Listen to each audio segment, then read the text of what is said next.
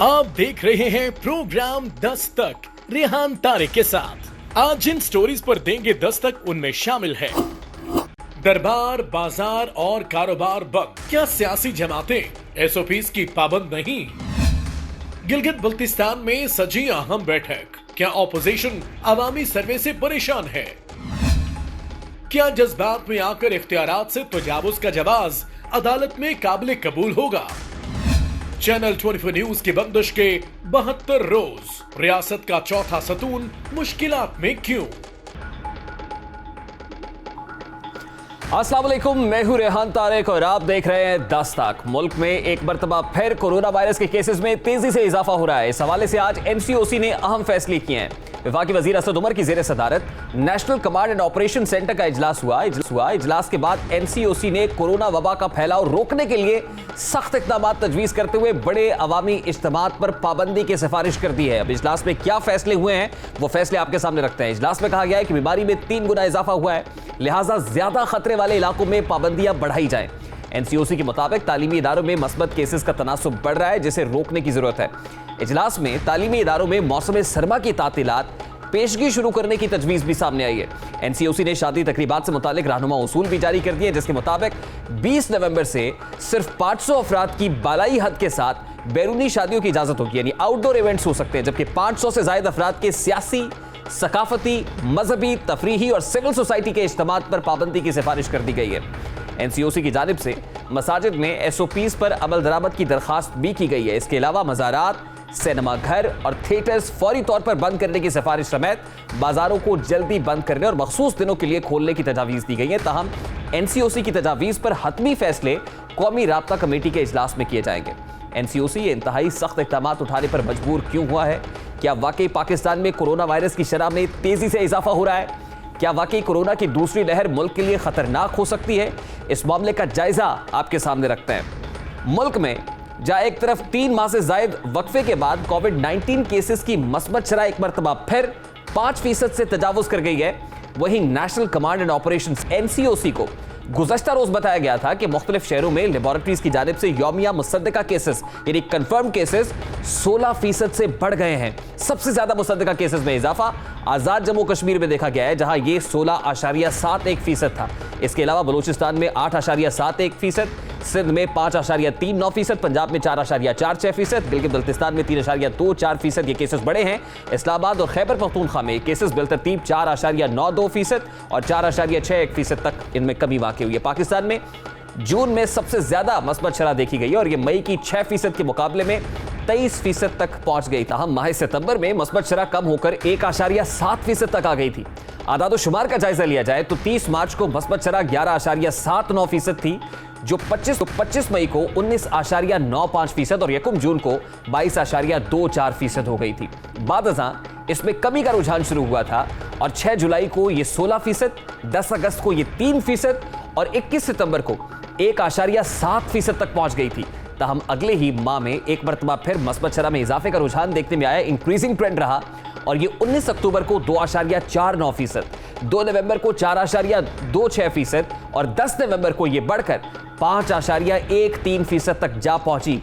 सवाल ये पैदा होता है कि क्या मुल्क में कोरोना केसेस की बढ़ती शरह के साथ साथ अमवात भी बढ़ रही है या इन्फेक्शन रेट बढ़ रहा है? पहली लहर और मौजूदा लहर में शरह अमवात में क्या फर्क है, ये जानना बहुत जरूरी है। इस बात का जायजा एनसीओसी के आदाद शुमार की रोशनी में आपके सामने रखने की कोशिश करता है। पाकिस्तान में अमवात की तादाद 7,000 से तजावुज कर चुकी है मजमूई तौर पर। पहली लहर के दौरान यानी 6 अप्रैल तक मुल्क में 24 घंटे 10 अमवात से कम रिपोर्ट हो रही थी, जो 15 जून को 124 तक रिपोर्ट हुई थी। अब यही नहीं है, बल्कि 17 अगस्त तक मुल्क में अमवात की यौमिया शरह सिंगल डिजिट में थी, यानी एक हिस्से में आ गई थी, जो 12 अक्टूबर को दोबारा डबल डिजिट्स क्रॉस कर गई, जबकि 10 नवंबर को 23 अमवात रिपोर्ट हुई। यानी माजी में 1000 केसेस पर शरह अमवात सिंगल डिजिट में रही, लेकिन अब इस तादाद में भी 2 गुना से ज्यादा इजाफा देखा जा रहा है। यकीनन दूसरी लहर के दौरान 1000 अफराद में अमवात की शरह इंतहाई खतरनाक है।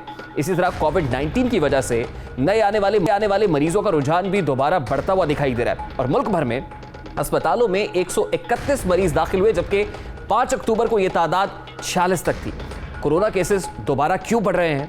वायरस के फैलाव का मरकज क्या हो सकता है? आज इसी हवाले से वफाकी वजीर मनसूबाबंदी और एनसीओसी के सरबराह असद उमर ने एक ट्वीट की। उन्होंने लिखा कि अक्टूबर के वस्त से बड़े इज्तिमात पर पाबंदी की तजवीज़ आने के बाद से कोरोना केसेस की तादाद तकरीबन 3 गुना बढ़ चुकी है। उनका यह भी कहना था कि मुल्क भर की सियासी क़यादत की जानिब से कौम को कोरोना से मुताल्लिक हिफाजती इक़दाम करने और फिर SOPs पर अमल करने के लिए पैगाम जाना चाहिए। लेकिन क्या सियासी क़यादत कोरोना SOPs पर अमल का पैगाम दे पाएगी? ये बड़ा बुनियादी सवाल है। इस वक्त जहां हुकूमत और अपोजिशन दोनों भरपूर जलसे कर रही हैं, गिलगित से कराची और कोयटा से वजीरिस्तान सियासी पारा उरूज पर दिखाई दे रहा है, ऐसे हालात में कोरोना SOPs की पाबंदी कैसे हो सकती है? इस वक्त सियासी क़यादत किस दानिशमंदी का मुजाहिरा करती हुई दिखाई देती है? इस बारे में हमने एक रिपोर्ट तैयार की है, जरा उसकी एक झलक आपके सामने। At this point in time जब एनसीओसी की तरफ से सख्त तजावीज़ दी जा रही है तो सियासी क़यादत क्या मुजाहिरा कर रही है? कोरोना वायरस की दूसरी लहर का वार, मगर क्या कौम इस वबा से लड़ने को है तैयार?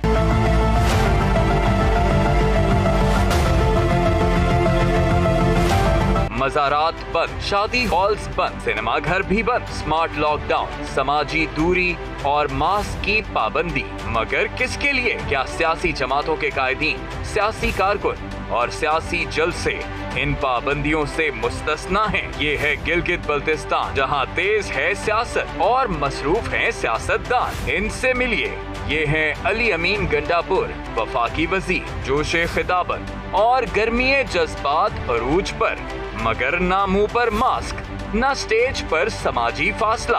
अब इन्हें ही देखिए, ये हैं वफाकी वजीर मुराद सईद, बड़े बड़े नारे, बुलंदो बांग दावे, मगर कोरोना SOPs अलमान अल हफीज, ना मास्क पहनने की जहमत, ना अवाम को तलकी। ये जुल्फी बुखारी हैं वजीर आजम के रफीके खास, मगर शायद कोरोना की दूसरी लहर की खबर इन तक नहीं पहुंची। जहां हुकूमती अराकीन कोरोना SOPs की धज्जियां उड़ाने में मसरूफ हैं, वहीं ऑपोजिशन भी किसी से कम नहीं। लीगी रहनुमा और पार्टी की नायब सदर मरियम नवाज, जिनके दीदा ज़ेब मलबूसात और मैचिंग स्कार्फ इन दिनों अवाम में खूब मकबूल हैं, मगर शायद इन्हें मैचिंग मास्क नहीं मिला। नसीहतें और वाज तकरीरों का खासा, मगर लोगों में घुलते मिलते और बगल गिर होते कोरोना SOPs की धज्जियां उड़ा दी। अब आपको पीपल्स पार्टी के चेयरमैन बिलावल भुट्टो से मिलवाते हैं। ना मास्क, ना फासला, ना ही समाजी दूरी की तलकीन। अवाम पूछते हैं कि क्या कोरोना से खतरा सिर्फ आम आदमी को ही है और सियासतदान इससे मुस्तस्ना है? सियासी क़यादत कोरोना वायरस को किस हद तक संजीदा ले रही है? तीनों बड़ी सियासी जमातों की नजर में अवाम से ज्यादा अहम सियासत दिखाई दे रही है। खुद हुकूमत और वजीर आजम पाकिस्तान, जिन्हें कौम की क़यादत करनी चाहिए थी, उनके जलसों में भी एहतियाती तदाबीर इख्तियार नहीं की जा रही हैं। सवाल पैदा होता है कि क्या सियासी इज्तिमात कोरोना में इजाफे की वजह है? इज्तिमात में एहतियाती तदाबीर नजरअंदाज क्यों की जा रही हैं? क्या सियासी जमातों की जानिब से SOPs की खिलाफ वर्जी और गैर संजीदा रवैया कौम के लिए बड़ा खतरा नहीं बन सकता? इन तमाम तर सवालात का जवाब देने की कोशिश करेंगे। इस वक्त वफाकी पार्लिमानी सेक्रेटरी बराए सेहत डॉक्टर नौशीन हामिद हमारे साथ मौजूद हैं। बहुत बहुत शुक्रिया डॉक्टर साहब आपके वक्त के लिए। डॉक्टर साहब, सबसे पहले तो कहिएगा कि NCOC ने एक बार फिर अवामी इज्तिमात पर पाबंदी की सिफारिश की है, मगर क्या ये पाबंदी सिर्फ आम अवाम पर लागू होती है? क्योंकि अगर देखा जाए तो सियासतदान इससे मुस्तस्ना दिखाई देते हैं। आज भी गिलगित बल्तिस्तान में हुकूमत और अपोजिशन दोनों ने पंडाल सजाए हैं, अवामी इज्तिमात से खिताब किया है, ये क्या मामला है? देखिए जी, बिस्मिल्लाहिर्रहमानिर्रहीम। अवामी इज्तिमात, ये पब्लिक गैदरिंग्स जहाँ भी होंगी, वो चाहे सियासी हो गैर सियासी हो, जाहिर सी बात है कि वो इन्फेक्शन को स्प्रेड करने का सोर्स बनती हैं। और इस वक्त हुकूमत जो है और NCOC जो है, वो जिस तरह से केसेस का बढ़ने का रेशियो हमें नज़र आ रहा है, ये ख़तरनाक हद की तरफ जा रहा है। इसलिए पब्लिक गैदरिंग्स को रिस्ट्रिक्ट करने के लिए बहुत सीरियसली जो है वो तजावीज़ दी गई हैं। और आने वाले दिनों में ये NCC की जब मीटिंग होगी, जिसमें चारों वज़राए आला भी मौजूद होते हैं, ज़ाहिर सारी हुकूमतें डिफरेंट पार्टीज़ जो डिफरेंट प्रोविंसेस में हैं, तो उसके अंदर भी ये तजावीज़ जो है सबके सामने रखी जाएंगी। क्योंकि ज़ाहिर ये डिसीजन जब करने होते हैं तो ये प्राइम मिनिस्टर का या हुकूमत का अकेला नहीं होता, चूँकि डिफरेंट प्रोविंसेस में डिफरेंट गवर्नमेंट्स हैं, तो उन लोगों को ऑन बोर्ड लेना पड़ता है। तो ये इंशाल्लाह ताला ये तजवीज़ जो है ये NCC में भी पेश की जाएगी, कैबिनेट में भी ये डिस्कस होगी। और मैं समझती हूँ कि जो इस वक्त हालात जिस तरफ रुख इख्तियार कर रहे हैं, हमें बहुत जल्द जो है पब्लिक गैदरिंग्स के ऊपर जो है वो रिस्ट्रिक्शन लगानी पड़ेगी। मगर इसमें मेरी रिक्वेस्ट यही है कि ऑपोजिशन जब ये स्टेप अगर गवर्नमेंट लेने जा रही है और अगर ये लेती है, तो ऑपोजिशन भी इसमें पूरी तरह कोऑपरेट करे, क्योंकि जब भी उनसे ये बात की जाती है कि हम पब्लिक गैदरिंग्स पे रिस्ट्रिक्शन लगाने का सोच रहे हैं, तो वो कहते हैं कि जी ये सिर्फ एक कोरोना को बहाने के तौर पे यूज कर रहे हैं, ये हमारी तहरीक। डॉक्टर साहब, एन उस वक्त जिस वक्त एनसीओसी में ये अहम डिसीजंस हो रहे थे, तो उस वक्त वज़ीर आज़म के अहम रफ़ीक ख़ास जुल्फ़ी बुखारी साहब भी एक इज्तिमा से खिताब कर रहे थे। आपको पता है मुराद सईद साहब भी वहाँ पर बड़े मुतहर्रिक हैं। अली अमीन गंडापुर कई दिनों से वहाँ पर पड़ाव डाले हुए हैं, अवामी इज्तिमात से मुखातिब भी हो रहे हैं, ना कोई मास्क पहन रहे हैं, ना ही समाजी दूरी के फासले को बरकरार रखा जा रहा है, हाथ भी मिलाया जा रहा है, बगलगीर भी हो रहे हैं। अगर सियासतदान ऐसे करेंगे और ख़ासतौर पर हुकूमती वज़रा ये रवैया रवा रखेंगे, तो फिर अवाम किस तरह से संजीदा लेंगे इन SOPs को? जी बिल्कुल, आप दुरुस्त कह रहे हैं। मेरा ख्याल है इस किस्म के रवैये को हम जस्टिफाई नहीं कर सकते।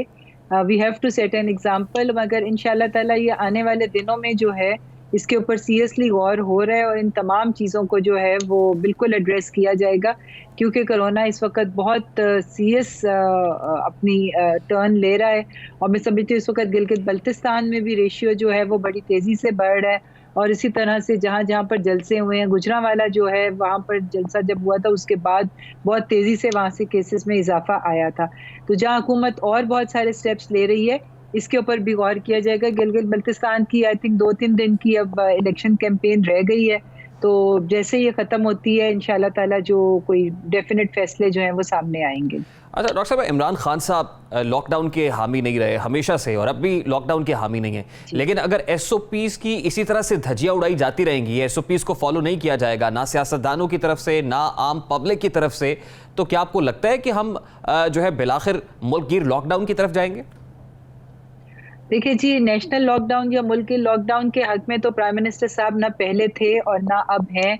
और मैं समझती हूँ कि हमारा मुल्क या दुनिया का कोई मुल्क भी जो है वो टोटल लॉकडाउन को अफोर्ड कर ही नहीं सकता, क्योंकि आप दिहाड़ीदार मजदूर हैं और जो दूसरे छोटे दुकानदार हैं, जो छोटे छोटे काम करने वाले लोग हैं, वो फाकों की नौबत पर आ जाएंगे। इसलिए ये इस किस्म का लॉकडाउन जो है वो तो अंडर कंसिडरेशन है ही नहीं। दूसरी बात समझने की ये कि जो कोरोना वायरस है ये अब कोई 2 महीने, 4 महीने, 6 महीने की बात नहीं है। हमें नहीं पता ये 1 साल रहता है, 2 साल रहता है, 3 साल रहता है।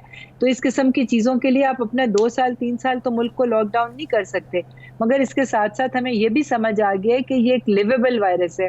लिवेबल वायरस से मुराद ये है कि अगर हम, चूंकि हमें इसका पैटर्न पता चल गया, हमको इसका इन्फेक्शन का रूट पता चल गया, कि अगर हम अपनी तर्ज ज़िंदगी में तब्दीली ले आए और SOPs को फॉलो करते हुए अगर हम रोज़मर्रा की एक्टिविटीज़ को जारी रखें, तो आप इसके साथ जी सकते हैं। आप अपनी ज़िंदगी के रोज़मर्रा के मामूलात को जो है वो कंटिन्यू रख सकते हैं। लेकिन डॉक्टर साहब, इस वक्त जो इन्फेक्शन रेट दिखाई दे रहा है और जिस तेज़ी से बढ़ रहा है, ये तासुर दिया जा रहा है कि कोरोना की दूसरी लहर पहले से ज़्यादा शदीद हो सकती है, और यूरोप में भी ऐसा ही देखा जा रहा है, वहाँ पर भी बिलाखिर लॉकडाउन की तरफ जा रहे हैं। और फिर अब आज जो फैसले हुए हैं, मज़ारात बंद किए गए हैं, मैं देख रहा हूँ NCOC के डिसीजंस में, शादी हॉल्स को बंदिश का सामना है। क्या आने वाले चंद दिन में जो कारोबारी मराकज़ हैं और ख़ासतौर पर तालीमी इदारे हैं जहाँ पर स्टूडेंट्स पहुँचते हैं, प्राइमरी स्कूल्स हैं, क्या इनको भी बंद किया जा सकता है? फिर देखिए, तालीमी इदारों के बारे में तो बहुत क्लोज वॉच है। सारा डाटा इकट्ठा किया जा रहा है कि कितने स्कूल्स को, अबाउट 80 के करीब मेरा ख्याल है स्कूल्स में केसेस आए हैं जिनको बंद कर दिया गया है।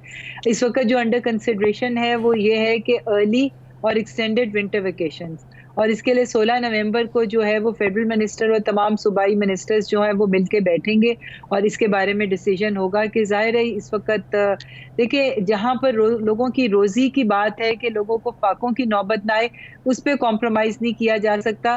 तालीम जो है उसके ऊपर वक्ती तौर पे थोड़ा सा डिले किया जा सकता है, मगर जहाँ पे लोगों की एम्प्लॉयमेंट और लोगों की रोज़गार है उसके ऊपर कॉम्प्रोमाइज़ करना थोड़ा सा मुश्किल है, क्योंकि फिर जो गुर्बत फैलेगी और जो घरों में फाके आएंगे, वो चीज़ जो है वो कोई भी मुल्क जो है वो इस वक्त अफोर्ड नहीं कर सकता। बाकी चीज़ें जो है, मार्केट प्लेसेस जो हैं उनके टाइमिंग्स कम कर दिए गए हैं, हो सकता है मज़ीद कम कर दिए जाएँ, तो लोग अपनी ज़रूरत ज़िंदगी जो है वो थोड़े टाइम में भी अपनी पूरी कर सकते हैं।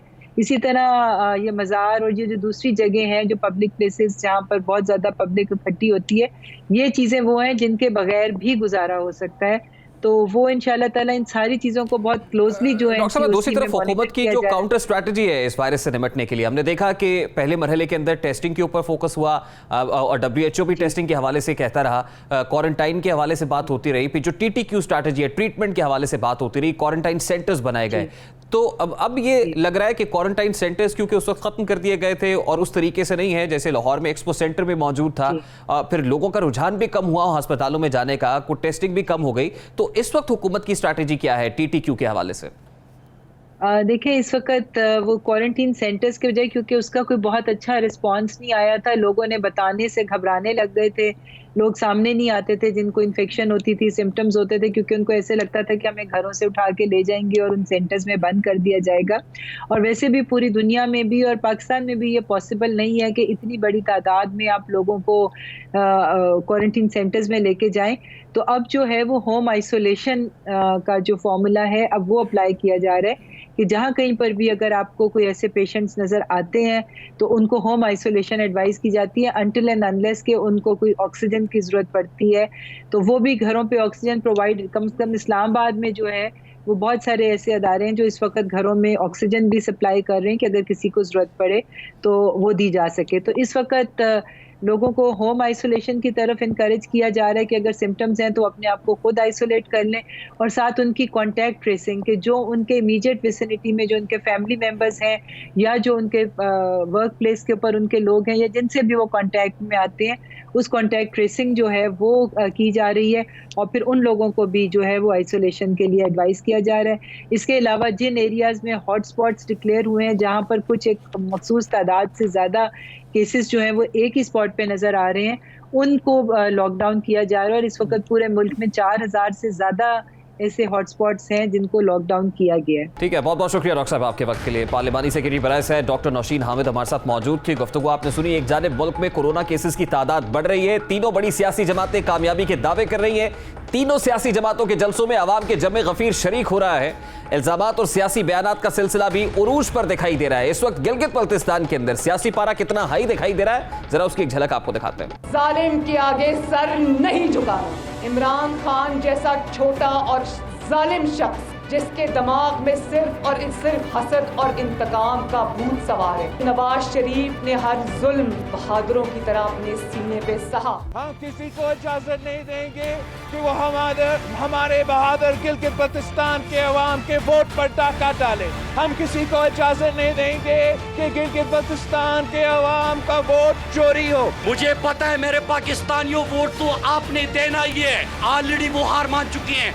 आपने लीड को दुगना करना है, आपने हाथ उठा के मेरे साथ वादा करना है। गिलगित बल्तिस्तान की आवाम के लिए हमारा एक इत्तेहाद है और इंशाअल्लाह मैं आपको मुबारकबाद देता हूँ कि जिस तरह वहाँ पे हुकूमत बनाई, इंशाअल्लाह MWM और PTI यहाँ पर भी हुकूमत बनाएगी। इंशाअल्लाह मैं आपसे वादा करता हूँ कि जो ही हमारी हुकूमत बनेगी 3 महीनों के अंदर इंशाअल्लाह ये देंगे ट्रेनिंग सेंटर्स का भी और कोटा का भी कि हम GB के लोगों को पार भेज सके। आज chairman Peoples Party Bilawal Bhutto Zardari ने दावा किया है कि जो पार्टी गिलगित बल्तिस्तान इंतखाबात में कामयाब होगी वही पार्टी मुल्की इंतखाब में भी कामयाब होगी। बिलावल भुट्टो क्या कह रहे थे उसकी एक झलक भी आपके सामने रखता है। इस इलेक्शन के बाद अवाम कहना शुरू कर देंगे कि जो गिलगित बल्तिस्तान में हुकूमत बनाता है वो पाकिस्तान की हुकूमत बनाता है। वज़ीर आज़म पाकिस्तान ने गुज़श्ता रोज क्लीन स्वीप का दावा किया। बिलावल और मरियम भी कामयाबी के दावेदार हैं, मगर अवामी राय आमाज सबसे मुख्तलिफ है।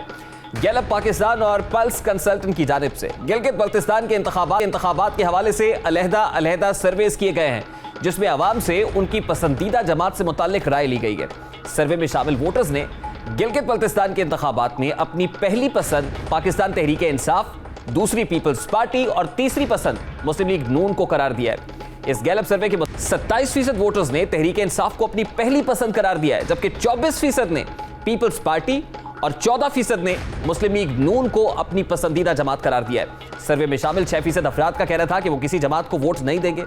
दूसरी जानिब पल्स कंसल्टेंट की जानिब से किए जाने वाले सर्वे के नताइज भी गैलप के इंतहाई करीब हैं, जिससे दोनों सर्वेस की एक्यूरेसी पर सवाल नहीं उठाया जा सकता है। अगर पल्स के सर्वे का जायजा लिया जाए तो सर्वे के मुताबिक पाकिस्तान तहरीक इंसाफ 35% के साथ जो वोटर्स की पहली पसंदीदा जमात नजर आती है, जबकि 26% ने पीपल्स पार्टी को अपनी पसंद करार दिया है और 14% वोटर्स मुस्लिम लीग नून को पसंद करते दिखाई देते हैं। 12% वोटर्स ने आजाद उम्मीदवारों के हक में राय दी है, जबकि 1% ने कहा कि वो किसी को वोट नहीं देंगे।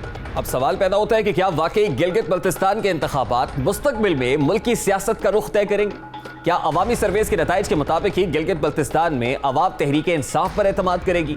यकीनन इसका फैसला 15 नवंबर को हो जाएगा, लेकिन आज मुल्क की सियासी सूरत हाल पर एक और अहम मुलाकात हुई है।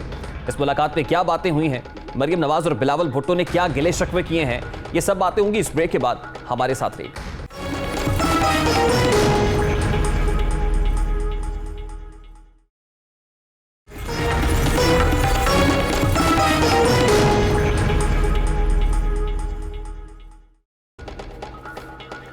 Welcome back. ऑपोजिशन जमातों ने पीडीएम के प्लेटफॉर्म से हुकूमत मुखालिफ तहरीक का आगाज किया है। इब्तिदा में सब अच्छा है कि रिपोर्ट सामने आई, लेकिन जल्द ही ऑपोजिशन की दो बड़ी सियासी जमातों के दरमियान बयानिए के मामले पर तासुर मिला कि एक फर्क दिखाई दे रहा है, दोनों में खलीज है।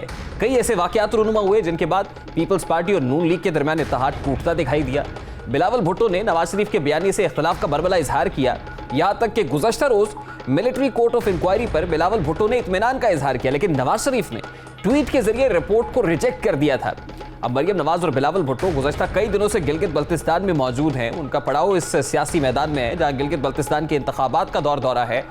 दोनों का कयाम एक ही होटल में भी है, मगर दोनों के दरमियान सियासी मामलात पर कोई राब्ता हुआ और न ही मुलाकात हुई।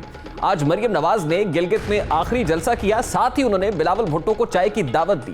चेयरमैन पीपल्स पार्टी का उन्होंने पुरतपाक इस्तकबाल किया। इस्तकबाल के क्या मनाजिर दिखाई दिए, सबसे पहले वो मनाजिर आपके सामने रखते हैं कि जब मरियम नवाज ने बिलावल भुट्टो जरदारी का इस्तकबाल किया, जहां उन्होंने उनको चाय पर मुद्दों किस तरह इस्तकबाल किया गया, क्या मनाजिर दिखाई दिए, वो मनाजिर आपके सामने रखता है। अस्सलाम वालेकुम, क्या हाल है गुलाम भाई?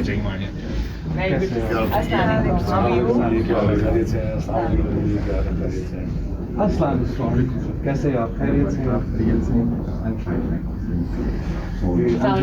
मरियम नवाज की जानिब से बिलावल भुट्टो के इस्तकबाल के मनाजिर तो आपने देखे, लेकिन सारी मुलाकात में सबसे अहम बात मरियम नवाज और बिलावल भुट्टो की 1-on-1 मुलाकात थी। एक तस्वीर आपके सामने रखते हैं, उस तस्वीर में 1-on-1 मुलाकात के वाज़े तौर पर आसार दिखाई देते हैं कि जिसमें मरियम बीबी और बिलावल भुट्टो 1-on-1 बैठे, कोई दूसरा रहनुमा शरीक नहीं है। यहाँ सवाल पैदा होता है कि क्या दोनों सियासी जमातों के दरमियान मौजूद गलत फहमियाँ दूर हो गई हैं? मरियम नवाज और बिलावल भुट्टो को 1-on-1 मुलाकात क्यों करना पड़ी? मुलाकात में क्या बातें हुई और जिसमें पार्लिमानी रहनुमा मौजूद नहीं थे, पार्टी के दीगर कायदीन नहीं थे? इस हवाले से बात करेंगे। इस वक्त पाकिस्तान पीपल्स पार्टी के सीनियर रहनुमा सेनेटर नैयर बुखारी हमारे साथ मौजूद हैं। बहुत बहुत शुक्रिया नैयर बुखारी साहब आपके कीमती वक्त के लिए। पाकिस्तान पीपल्स पार्टी के चेयरमैन बिलावल भुट्टो साहब और फिर मरियम बीबी जो पार्टी की नायब सदर है, मुस्लिम लीग नून को रिप्रेजेंट कर रही है, इनफैक्ट लीड कर रही हैं गिलगित बल्तिस्तान के महाज पर। गो के दोनों रहनुमा एक ही जो होटल है उसमें कयाम पजीर है, लेकिन कोई बाज़ाब्ता मुलाकात दोनों के माबैन नहीं हुई थी। आज बिलावल भुट्टो साहब को चाय पर मदऊ किया मरियम बीबी ने, क्या गुफ्तगू हुई सर, क्या तबादला ख्याल हुआ इस मौके पर? वैसे जब पॉलिटिकल लीडर्स मिलते हैं आपस में तो फिर पॉलिटिकल डिस्कशंस होती है, और जो मुल्क की मौजूदा सियासी सूरत हाल है इसी पे डिस्कशन हुई होगी, और बिलखुसूस जो गिलगित बल्तिस्तान में इंतखाबात हो रहे हैं उसके हवाले से गुफ्तगू हुई होगी। क्योंकि सियासतदान जब मिलते हैं तो सियासी बातें करते हैं, क्योंकि मैं तो उसमें खुद शरीक नहीं था क्योंकि मैं इसको उर्दू में उस वक्त। तो नैयर बुखारी साहब, आप तक यकीनन आप सोर्सफुल तो हैं और यकीनन आप तक बातें पहुंच भी जाती हैं। आपसे ये जानना चाहेंगे सर कि मरियम बीबी ने बिलावल साहब से कुछ गिले शिकवे भी किए हैं, क्योंकि गुज़श्ता रोज आईजी सिंध के वाक़े पर जो कोर्ट ऑफ इंक्वायरी की रिपोर्ट मंजर आम पर आई, उस पर पाकिस्तान पीपल्स पार्टी ने तो इत्मीनान का इजहार किया, लेकिन साबिक वज़ीर आज़म नवाज शरीफ ने ट्वीट की और उसको कहा कि रिपोर्ट इज रिजेक्टेड। तो इस हवाले से भी कुछ तहफ़्फ़ुज़ात हैं मरियम बीबी के जिनका इजहार पाकिस्तान पीपल्स पार्टी से और बिलावल साहब से किया गया?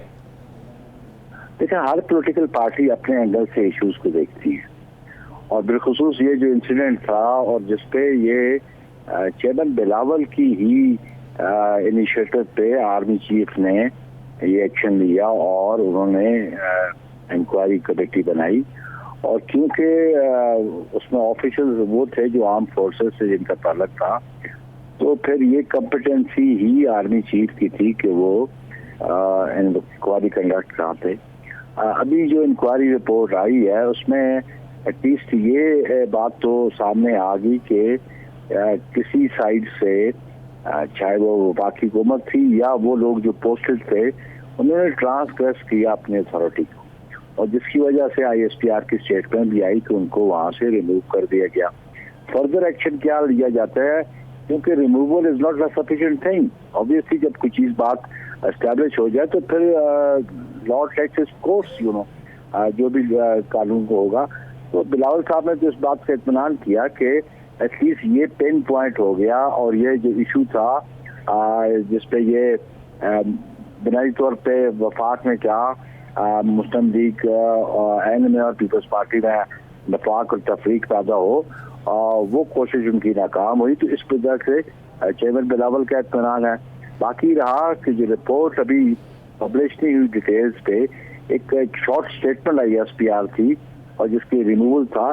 तो अब बिलावल भुट्टो और पाकिस्तान पीपल्स पार्टी ने तो इत्मीनान का इजहार किया है, वो इस रिपोर्ट पर मुतमईन है, लेकिन पाकिस्तान मुस्लिम लीग नून बशमूल साबिक वज़ीर आज़म नवाज शरीफ वो इस पर अदम इत्मीनान का इजहार कर रहे हैं। तो यकीनन वो मेहमान तो थे उस वक्त, कैप्टन सफदर और मरियम बीबी सिंध हुकूमत के मेहमान थे। अब ये बताइए कि सिंध हुकूमत ने अपने तौर पर जो एक इंक्वायरी कमेटी कॉन्स्टिट्यूट कर रखी है जिसमें सूबाई वज़रा शामिल हैं, क्या इन ग्रीवेंसेस को उस कमेटी की इंक्वायरी में दूर करने की कोशिश की जाएगी? देखिए उन ग्रीवेंसेस को दूर तो क्योंकि उसमें आर्म फोर्सेस ऑफिसर इन्वॉल्व थे, और फिर वो ग्रीवेंसेस आर्मी चीफ ही करेंगे या कोर्ट ऑफ इंक्वायरी जो बनेगी वो आर्मी चीफ क्या डिसीजन लेते हैं। अभी तक तो जो बात रिपोर्ट डिटेल में नहीं आई, सिर्फ इतना है कि उनको रिमूव कर दिया गया। तो सर क्या पाकिस्तान पीपल्स पार्टी ये मुतालबा करेगी कि हमारे मेहमान क्योंकि मुतमईन नहीं है जो स्टेक होल्डर है इसमें, तो इसलिए इस पर फर्दर इंक्वायरी की जाए? देखिए फर्दर बात इंक्वायरी की नहीं है, ये मैंने कल भी मुझसे किसी ने कहा कि ये let the law takes its course, you no.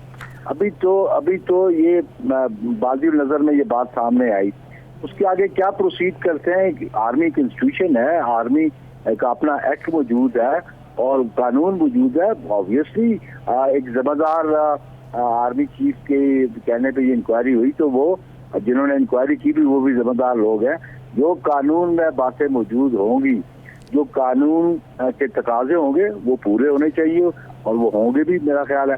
जहाँ तक मियाँ साहब का रिजेक्ट करने का है वो उनका एक अपना पॉइंट ऑफ व्यू है, लेकिन क्योंकि हम समझते हैं कि जो पुलिस थी सिंध की, जो इंसिडेंट हुआ जिस तरीके से उनको अरेस्ट किया गया, क्योंकि अरेस्ट प्राइमरीली जो मुकदमा था वो कोई बेलेबल ऑफेंस था, वो ऐसा ऑफेंस भी नहीं था कि जिसमें डेथ पेनल्टी के लाइफ इम्प्रिजनमेंट। अच्छा चलिए बुखारी साहब, बिलावल साहब ने गिलगित महाज पर ये एक टीवी इंटरव्यू में कहा कि मियाँ साहब के जो बयान है खासतौर पे गुजरावाला जलसे के अंदर, उसको सुनकर धचका लगा। तो मरियम बीबी ने ये शिकवा तो किया होगा बिलावल साहब से, या पूछा तो होगा कि भाई क्या था जिससे धचका लगा आपको? देखें भाई मेरे, आप डोंट आस्क हाइपोथेटिकल क्वेश्चन।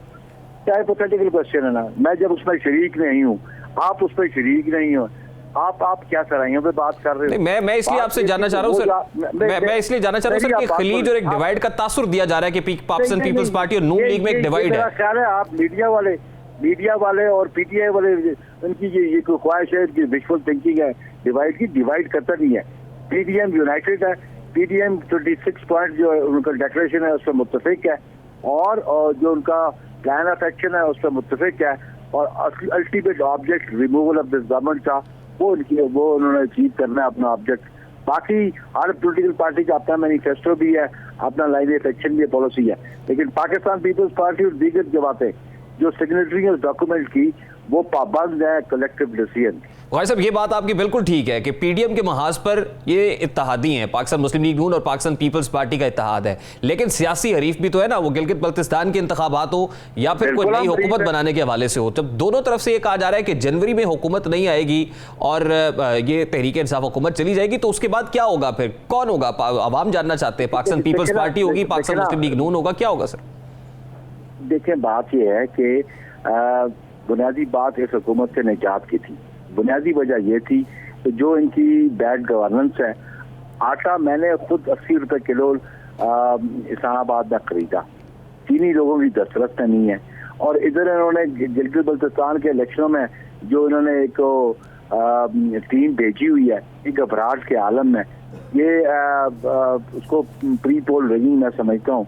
तो उसके लिए हमारा जो प्लान ऑफ एक्शन है वो जो भी होगा वो पीडीएम के प्लेटफॉर्म से जो डिसीजन होगा वही होगा। लेकिन बुखारी साहब, जो सर्वेज है, वो गैलप सर्वे भी आया है, पल्स का सर्वे भी, वो तो ये बता रहा है कि पाकिस्तान तहरीक इंसाफ गिलगित बल्तिस्तान इंतखाबात जीतने जा रही है। और बिलावल साहब ने कहा कि जो गिलगित जीतेगा वही वफाकी हुकूमत भी जीतेगा और पाकिस्तान वाइड इंतखाबात जीत सकता है। तो अगर हुकूमत पाकिस्तान तहरीक इंसाफ जीत जाती है तो इसका मतलब तो ये समझा जाए कि फिर मुल्की सतह के ऊपर भी अवामी मकबूलियत जो है वो पाकिस्तान तहरीक इंसाफ को हासिल है। नहीं, ये सर्वे कुछ नहीं होते। सर्वे आपने देखा था इंतखाब ट्रम्प का और हिलरी का। सर्वे जो है ना, ये वक्ती बातें हैं। असल ग्राउंड रियलिटीज कुछ और होती हैं। ये जो सर्वे करने वाले हैं, ये इनको पता है कि गुलतरी कहाँ पे है, स्कर्दू के कौन से हल्के में है जी। इनको पता है कि सर्वे वाले अस्टोर की वैल्यूज में ये हैं। ये तो अर्बन एरिया का कुछ सिलेक्टेड किस्म का इन्होंने सर्वे किया। लेकिन मैं आपको दावे से बात कहता हूँ कि पाकिस्तान पीपल्स पार्टी की जो माजी है, जो कारकर्दगी है गिलगित बल्तिस्तान के अवाम के लिए, वो किसी ने देखी छुपी नहीं है। जुल्फ़िकार अली भुट्टो अब पहले वज़ीर आज़म इस मुल्क के थे जिन्होंने इस गिलगित बल्तिस्तान के इलाके के लिए सब्सिडी खत्म की, राजवाड़ी निज़ाम खत्म किया, और फिर मोहतरमा ने पहली दफ़ा LFO के जरिए इनको डिप्टी चीफ एग्जीक्यूटिव दिया। 2009 में पहली दफ़ा प्रोविंशियल स्टेटस दिया इसको। ठीक है, बहुत बहुत शुक्रिया आपके वक्त के लिए। पाकिस्तान पीपल्स पार्टी के सीनियर रहनुमा सेनेटर नैयर बुखारी हमारे साथ मौजूद थे। गुफ्तगू आपने सुनी। अब एक अहम मामले की बात करते हैं। इस वक्त मुल्क में सियासतदान एक दूसरे को गद्दारी के तमगों से नवाज रहे हैं। सियासी इख्तलाफ पर गद्दार करार दिया जा रहा है। हुकूमत हो या फिर ऑपोजिशन, सभी की नजर में उनका सियासी हरीफ गद्दार है। गद्दारी के फतवे लगना इस माशरे में कोई नई बात नहीं है। ये रवायत हमारे यहाँ दहाइयों पुरानी है। ये कहानी उतनी पुरानी है कि हमारे सारे सियासी तारीख इन्हीं फतवों से आलूदा दिखाई देती है। किसी भी सियासी जमात के सरबराह का नाम ले लें, वो इन्हीं खून आशाम इल्ज़ामात से गुजरा है। फातिमा जना को भी इस इल्ज़ाम का सामना करना पड़ा। इसी तरह भुट्टो भी गद्दार कहलाए, बेनज़ीर भी सिक्योरिटी रिस्क कहलाई, नवाज शरीफ भी यही इल्ज़ाम सह रहे हैं, मरियम नवाज को भी अब गद्दार कहा गया, मौलाना फजलुर रहमान भी इस फतवे की जद में आ गए हैं। पहले ये तमगे सिर्फ सियासी कायदीन में तकसीम होते थे, मगर अब लोग मुंह जोर हो गए हैं। अब उनकी तकसीम आम हो गई है। अब सहाफ़ी, समाजी कारकुन, सोशल मीडिया एक्टिविस्ट सभी इस इल्ज़ाम की जद में आ रहे हैं। लेकिन अब हुकूमत ने तस्लीम किया है कि गद्दारी दरअसल एक ऐसा चूरन है जिसे चूरन से तशबीह दी जा रही है, जिसे अपना किरदार चमकाया जा सकता है, जबकि मुखालिफ की खूब किरदार कुशी की जा सकती है, इससे पगड़ियाँ उछाली जा सकती हैं और ज़्यादा पॉलिटिकल माइलेज आ सकता है। इस हवाले से फिरदौस आशिक अवान साहिबा ने एक स्टेटमेंट दिया है। उन्होंने क्या कहा है, ज़रा उनकी गुफ्तगू आपके सामने रखता है। बड़ी बात को गद्दारी, भारत, मोदी का, इसको बड़ा आम सा नहीं कर दिया है कि बस हर जुमले में इसका इस्तेमाल करो, इंडिया को खुश करने के लिए कर दिया। ये हो गया। देखिए, ये एंटी इंडियन जो हमारा सेंटीमेंट है पाकिस्तान के अवाम के, हाँ, वो चूरन सबसे ज्यादा बिकता है। ये बात ठीक है। तो हाँ। जो दुकान पे सौदा सबसे ज्यादा बिकता हो, लोग उसी को ज्यादा बेचते हैं। आजकल गवर्नमेंट यही काम कर रही है। गवर्नमेंट नहीं कर रही, सारे कर रहे हैं। सियासत के अंदर आपको पता है कि मोदी का यार होने के इल्जाम सारे लगा रहे हैं, गवर्नमेंट लगा रही है। अब यकीनन फिरदौस आशिक अवान साहिबा ने सियासी तारीख का एक ऐसा तल्ख सच बोला है जिसे बोलने की कोई हिम्मत नहीं करता है, क्योंकि कभी कभार सवाल उठाने और बोलने पर भी गद्दारी का इल्जाम सहना पड़ जाता है। बहरहाल यहाँ एक ब्रेक लेंगे और ब्रेक के बाद जब वापस आएंगे तो फिर बात करेंगे कि क्या वाकई महंगाई नहीं है, क्या मुल्क में कोई महंगाई नहीं है। रावी चैन ही चैन लिख रहा है। इस मामले पर बात होगी इस ब्रेक के बाद। हमारे साथ रहिए।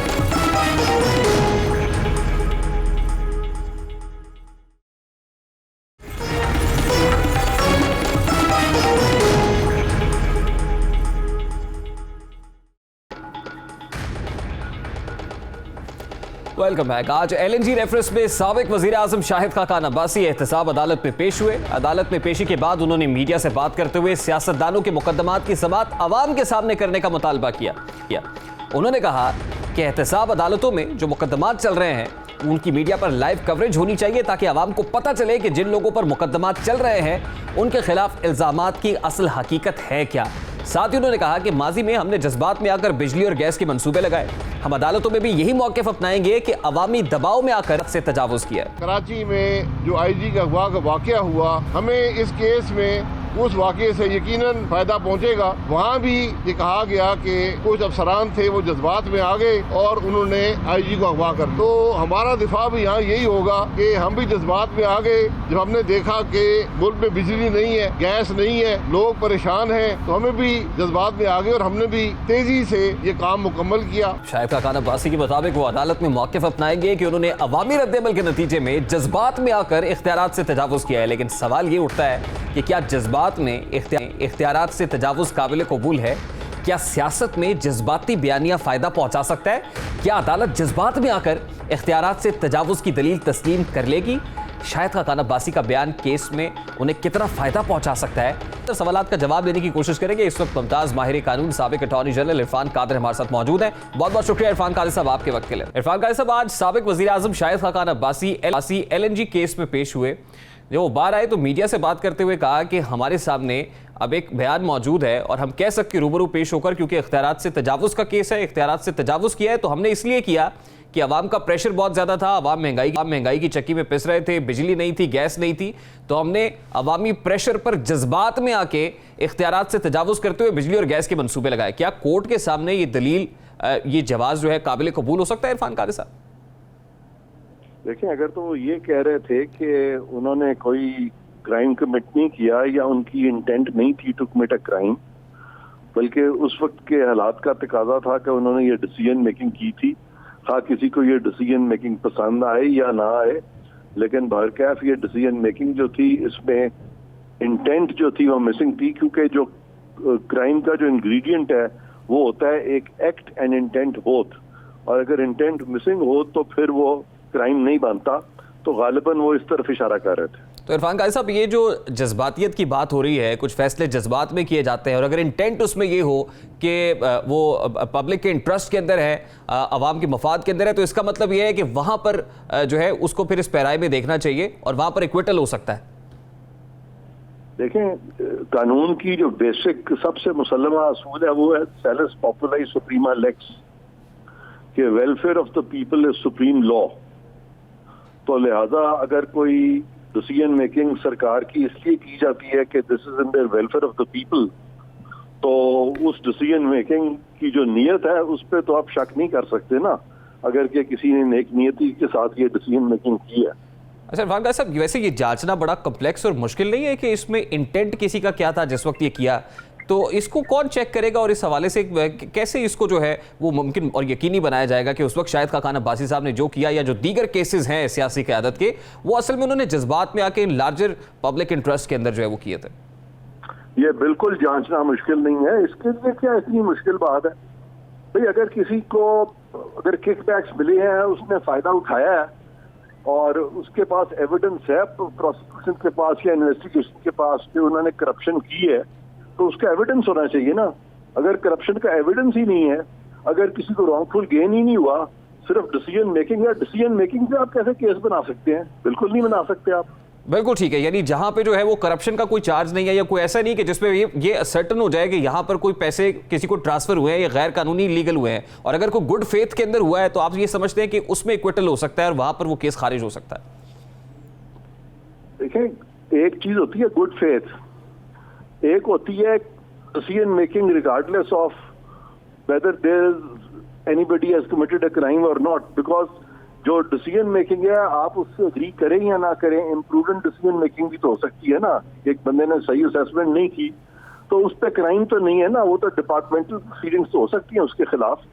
अगर वो सरकारी अफसर है, इसका मतलब सर ये मिनिस्टर है तो उसको वो हटाया जा सकता है अगर वो गलत डिसीजन मेकिंग करता है, लेकिन उसके खिलाफ ये अकाउंटेबिलिटी का केस कैसे बन सकता है? बिल्कुल ठीक है सर, इसका मतलब जो ग्राउंड शाहिद खाकान अब्बासी साहब ले रहे हैं वो उसका जवाब तो है, इसका मतलब है वो ठीक है, और उस बयानिए में जान भी दिखाई देती है कि जो कुछ किया अवामी प्रेशर के ऊपर किया, जज्बात में आकर किया, लेकिन उसमें जो मकसद था वो अवामी फलाह थी।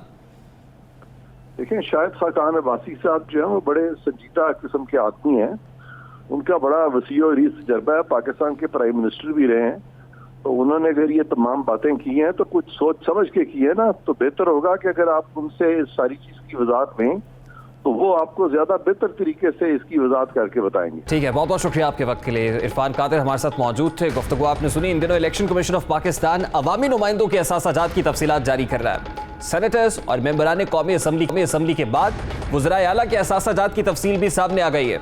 इलेक्शन कमीशन के मुताबिक वज़ीर आला पंजाब उस्मान बुज़दार 8 करोड़ 45 लाख से ज़ायद असासों के मालिक हैं।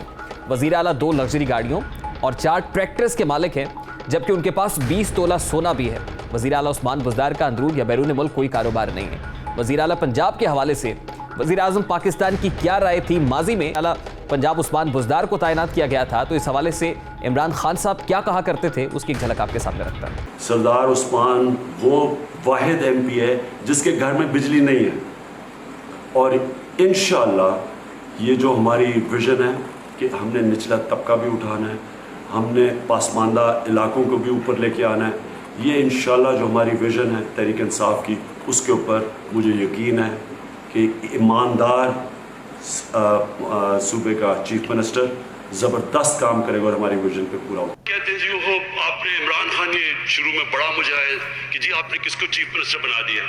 ये चीफ मिनिस्टर सादा आदमी है, कोई बड़ा ड्रामे नहीं है, कोई बड़ी बड़ी टोपियां पहन के नहीं फिरता, गमबूट नहीं पहनता, सादा आदमी है।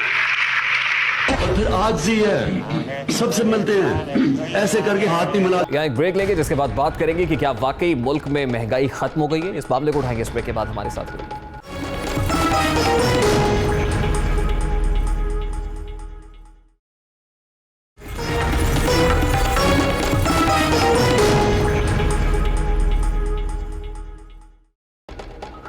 Welcome back. आज 3 अच्छी खबरें आपके सामने रखते हैं। तीनों खबरों का ताल्लुक आम आदमी से है। आज वजीर आजम इमरान खान की ज़ेर सदारत मुश्तरका मफादात काउंसिल यानी काउंसिल ऑफ कॉमन इंटरेस्ट का इजलास हुआ, जिसपे चारों सूबों के वज़राए आला ने शिरकत की। मुश्तरका मफादात काउंसिल ने माओ और बच्चों में ग़िज़ाई किल्लत के खात्मे के लिए 350 अरब रुपए की लागत से 5 साला मुश्तरका मनसूबा शुरू करने का फैसला किया है। मनसूबे के लिए आधी रकम वफाकी हुकूमत फराहम करेगी। आलमी इदारों की रिपोर्ट्स के मुताबिक इस वक्त पाकिस्तान में 5 साल से कम उम्र बच्चों में से हर 10 में से 4 बच्चे ग़िज़ाई किल्लत का शिकार हैं। मुनासिब खुराक ना मिलने पर ये बच्चे माशरे में पीछे रह जाते हैं, यानी पाकिस्तान का 40% मुस्तकबिल खुराक की कमी के बायस ज़ाया होता जा रहा है। और अब कौमी क़यादत ने सियासी इख्तलाफात को भुलाकर मुल्क का मुस्तकबिल बचाने की ठान ली है। यकीनन ये एक हौसला अफजा अमर है, एक अच्छी खबर है, मस्बत खबर है। एक और खुशखबरी भी आपको सुनाते चले, क्योंकि मुल्क की मईशत के हवाले से मुसलसल मस्बत आशारिये सामने आ रहे हैं और आज भी डॉलर के मुकाबले में रुपया मजीद मुस्तहकम हुआ है, जबकि स्टॉक मार्केट में भी मस्बत रुझान रहा है और सोना भी सस्ता हो गया है। मुल्क की मईशत में इस्तेहकाम का रुझान यकीनन एक अच्छा शगुन है। रुपया तगड़ा होगा तो मुल्क की कर्जों में कमी होगी और ये मस्बत आशारिये बेहतर मुस्तकबिल की ज़ामिन बन सकेंगे। आखिरी और सबसे अहम खबर, आज वज़ीर आज़म पाकिस्तान इमरान खान ने पार्टी तर्जुमानों से इजलास में जो कुछ कहा है वो आपके सामने रखते हैं। वज़ीर आज़म इमरान खान ने कहा है कि आइंदा चंद दिनों में आटे और चीनी की कीमतों में वाज़ेह कमी आएगी। उन्होंने इजलास से खिताब करते हुए कहा कि अपोजिशन ज़ाती मफाद की खातिर मुल्क दुश्मनों की बोली बोल रही है। इन दिनों गिलगित बल्तिस्तान में अपोजिशन का सर्कस लगा हुआ है। मुख्तलिफ सर्वे रिपोर्ट्स के मुताबिक गिलगित बल्तिस्तान में PTI को वाज़ेह बर्तरी हासिल है। वज़ीर आज़म ने कहा है कि मुल्क में यकीनन जो महंगाई इस वक्त दिखाई दे रही है वो कंट्रोल होगी, कमी वाक़ई होगी। उसमें पूरे मुल्क के अवाम अपोजिशन जमातों के अज़ाइम जान चुके हैं। ये भी उनका कहना था कि अपोजिशन ने कौमी सलामती के अमूर पर भी सियासत की है, हर महाज पर अपोजिशन का मुकाबला करेंगे।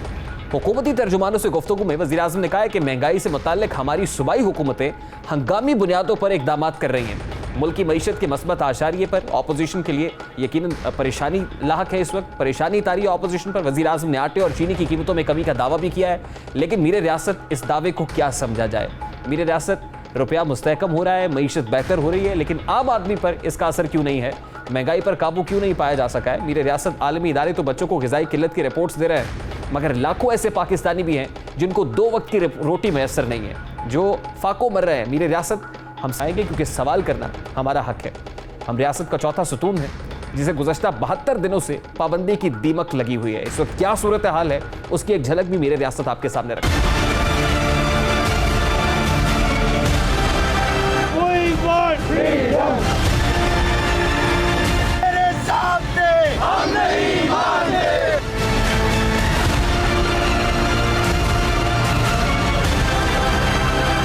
मीर रियासत वज़ीर आज़म इस्लामी जमहूरिया पाकिस्तान मोहतरम इमरान खान, अवाम इस वक्त भूख, गुर्बत और अफलास का शिकार है। मुल्क की मईशत तबाही से दो चार है। आपको दुरुस्त मालूमात फराहम नहीं की जा रही हैं, आपको सब अच्छा की रिपोर्ट दी जा रही है, मीडिया आपके दर पर दस्तक देता है तो इसे सेंसरशिप का सामना करना पड़ता है। मीर रियासत के चौथे सुतून की हिफाजत यकीनन आपका फ़र्ज़ है। ये तो था आज का दस्तक। आपसे मुलाकात होगी इंशाअल्लाह कल। अपना रखिएगा ख्याल। अल्लाह हाफ़िज़।